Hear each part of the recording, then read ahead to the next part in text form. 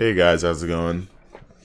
Um, this video has been delayed a few times because Bungie has made some changes, especially for the blue step when you get to the mini bosses. But this is just my guide to help people who don't have the most time to go from green to purple. I know I have no life. I get mine done within 13 hours for each character from green to purple. But that's because I have a device plan and I go about it in the right way. And all this can be done solo. Now, if you have a fire team of 3 or 6, when you get to certain steps, that's awesome. That means that you're going to get it done a bit faster than I would. Now, when you get into the tower, you go to Ava. She's going to give you the helmet and she's going to require you to finish the EAZ at least once. Once you do that, once the EAZ run is completed, you go back to the tower. After you pick up the chest, you go back to the tower and she's going to give you the rest of the armor. When that is complete, the first thing that you want to do is go back to her, pick up her bounties, because she's going to require you to complete 5 bounties, 5 Solstice bounties. This is on the gauntlet for the Titan. I think it's on the boots for the Hunter, and is on maybe the chest piece for the Warlock. You want to go for this. You do not want to miss that out. Also, when you complete your bounties, make sure you have that piece of armor on, because it will not count if you don't have it on. After you pick up her bounties, you're going to go to the Eververse. Eververse has bounties on the bottom page that you can get from Eververse notes. You're going to pick those up. You're going to go to Zavala and pick up his bounties. You're going to go over to Shax and pick up his bounties. You're going to be going over to the robot Werner, pick up his bounties, and if you have space, pick up the bounties from the Drifter. The reason why I say this is because when you get to the blue set of gears, you need to complete 50 bounties. So why not be ahead of the game and work on bounties as you're going through? All right. Now, once you pick up all these bounties, my recommendation is if you're decent at Crucible, you want to jump into the Rumble part. And one of the things is you can multitask here. Multitasking is going to basically bring your time down by a lot, so you don't have to worry as much. That being said, for each character has these things to do, right? Now, the Titan has 10 Crucible or Gambit matches. I'm going for Crucible. Rumble's going to be fast. But not only am I doing that, I'm going to be working on my orbs. Here it says you need Void Solo Arc orbs. I'm going to do my best to try to get those orbs in those Gambit matches or Crucible matches. I don't have to worry about it as much because I also have to do 10 playlist strikes. So if you don't get all the orbs, that's completely fine. But if you look at the boots here for the Titan, he needs Void orbs. So then run the Void subclass in Crucible, whether you kill your primary, you're gonna get orbs. If you have to use a Void, or let's say you're on the Warlock, you need to get arc kills, then you're gonna have to use an arc secondary. But the primary goes with the subclass. So as you can see, we're working on the Crucible finishes, the orbs. We're also working on the Gambit orbs, and you're gonna be going and working on the opposing guardians. Now, if you happen to do Gambit instead, you can still, if you kill an invader, that still counts as an opposing guardian defeated. The reason why I'm saying you get to multitask is because not only are you going for your Crucible and Gambit matches, if you end up doing Rumble, you're going to be tackling a lot. You're going to be basically getting your Crucible out of the way. You're going to be working on orbs. You're going to be working on Gambit and Crucible orbs. You're going to be working on opposing guardians defeated. And you're going to be working on precision final blows. So you are working on a few things at once. Now, once those matches are done, the next thing you want to do is go do your strikes. All right. So playlist strikes, and I'm guaranteeing you're gonna get your orbs on that class item or whatever piece of gear it is. You are going to get those orbs completed as well. All right. And once that is tackled, and once your Gambit or your Crucible and your play strikes are done, the next thing to tackle are going to be your Nessus public events. And while you're there, if you have space in your inventory, pick up the 3 bounties from Failsafe. because you remember we're going to be stacking this up for the blue gear because we know that 50 bounties are going to be required in the future. Nessus, when it comes to the public events, you have plenty of time. And there's a pattern to the public events on Nessus. So as we can see here, Cistern is already having a public event. It won't show up on your map.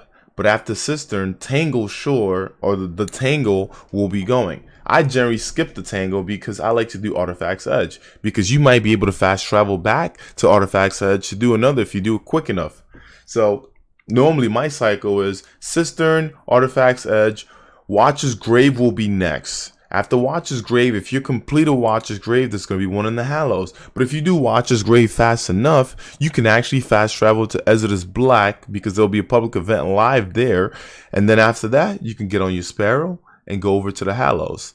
One good thing about this planet is that the rotation is pretty well. So Cistern, Artifact, Watchers, Exodus, Hallows. Most of the time, you're going to get Cistern, Artifact, Watchers, and going to the Hallows and coming back to Cistern. But getting these public events on Nessus shouldn't be anything too crazy, in all honesty. All right. Once you get that done, you would want to go into Mercury. All right. Brother Vance has Up and Up, and he has the rogue versions of it. If you go to him, you can buy 3 adventures. And adventures aren't anything too crazy, but that's something that you want to knock out, right? You're going to be knocking out the adventures. So at this point, you should have your Crucible or Gambit matches done, your playlist strikes done, your orbs done, your public events, your strike orbs. And the only things that are going to be left are going to be your EAZ chests that need to be looted, which is 10 of them. And make sure that you're on a proper subclass as you get kills in the EAZ. So here it says it's basically just saying defeat enemies in the EAZ while equipped with an Arc subclass. So the Titan is Arc. I don't believe I remember what the Warlock or the Hunter is, but when you go in the description, it will show you exactly what it is.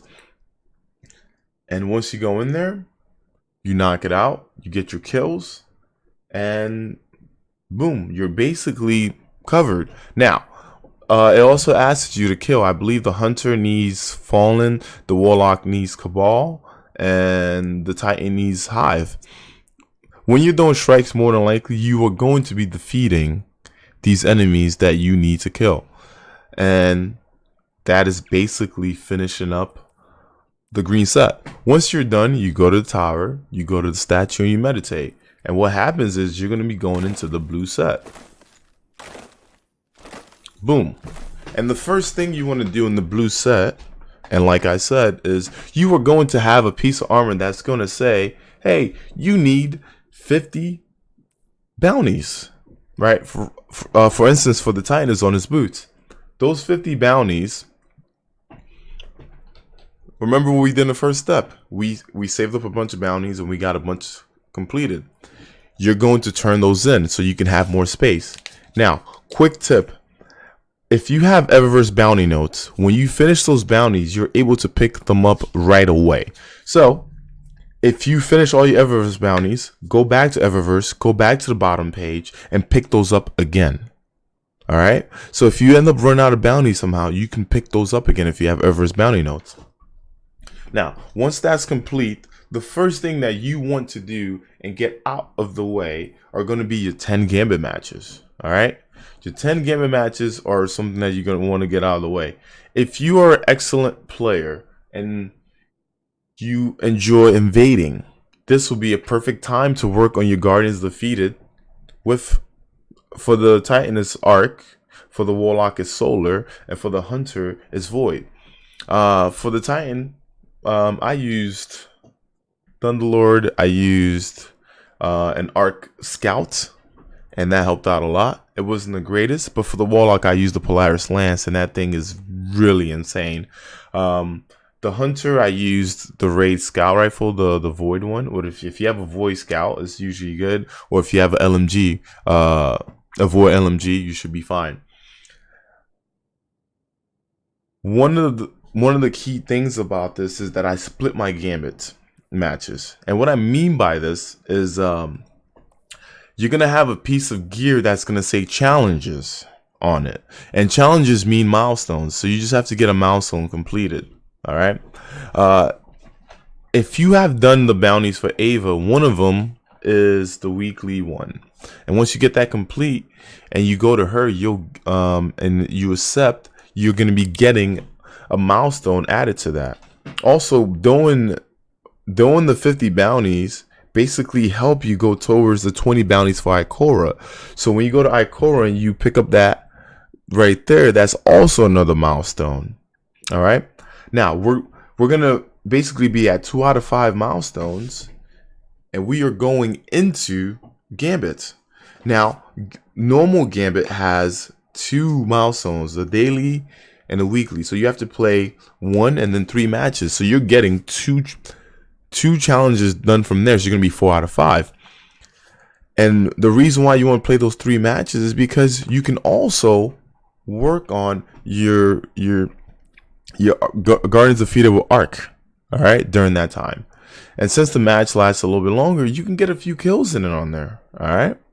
And you might even get the enemy type that you need to kill during the Gambit runs. But as soon as you're done with those 3 Gambit runs, you're going to go over to Gambit Prime because it goes a lot faster. And remember, the Drifter has a lot of bounties, so I hope that you pick them up. Like I said, pick up all the bounties from the Drifter. All right. Once you have your 3 matches done, you go into Gambit Prime. After 4 matches, you get another challenge. You know what that does? That finishes your challenges on whatever piece of gear you have. All right. Once that is complete, once Gambit is out of the way, you need to do Playlist Strike Orbs. If you're in a 5 team of 3 and you end up in the Hollowed Lair Strike, it will be a quick 500 orbs. All right. If you're solo, go through the strike. Get it done. Try to kill as fast as you can. The orbs drop down from the enemy, so as soon as you kill them, try to run through it. But if you get Hollow Lair and you're in the fire team, the final boss room, do the 2 waves, pick up all those orbs. You'll get about 100 to 130 orbs. Then wipe and do it 2 or 3 more times, and you will be complete with the Playlist Strike Orbs part. All right. After that's complete, what I like to do is knock out my Hero Public events and my planet together. So now it says patrols on IL. I know a lot of people say the patrol part is kind of annoying. What I did was I picked up the bounties or the patrols that was either to kill everything, which is like is a diamond. It has 4 little squares around it, or going to scan. So there's 2 different kind of bounties for that. There's one that you go to an area and you have to stand there and scout, and one that you have to go to an area and scan. The reason I like you doing those is because I just get on my Sparrow, I go to that place, I scan, I pick up another one, I go to another. That keeps you busy, it keeps you engaged, and it doesn't sound like a boring thing that you have to do. It's not a chore. All right. And during that time, if you see that there's a public event coming, you get that public event done too. And more than likely, by the time your 25 patrols are done, you'll have at least 7, heroic public events done. All right. If you don't get the public events done, my suggestion is to go to EDZ or Nessus. The reason why is because those planets always have public events active, right? And the cycle goes like this. So right now it's at Sunken Isles, right? That means that there's a public event happening at the Gulch. But just pay attention to this. You're going to be going basically from Sunken Isles. If you landed here and got this done, after Sunken Isles is the Sludge. All right. After the Sludge, you're going to be heading back down to Winding Cove. And if you get Winding Cove done, you can fast travel, get on your Sparrow and go to Firebase Hades. After Firebase Hades, you're going to the Gulch. All right. After the Gulch, you're going back to Sunken Isles. There's a pattern to it. But guess what?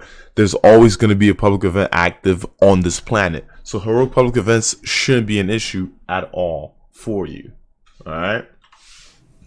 So once that is complete, once your strike playlist kills are done, once your enemies are defeated and you're working on your bounties, the next thing that you're going to be going after are going to be the solar final blows for the Titan, or the arc super kills for the Warlock, or the void grenade for the Hunter.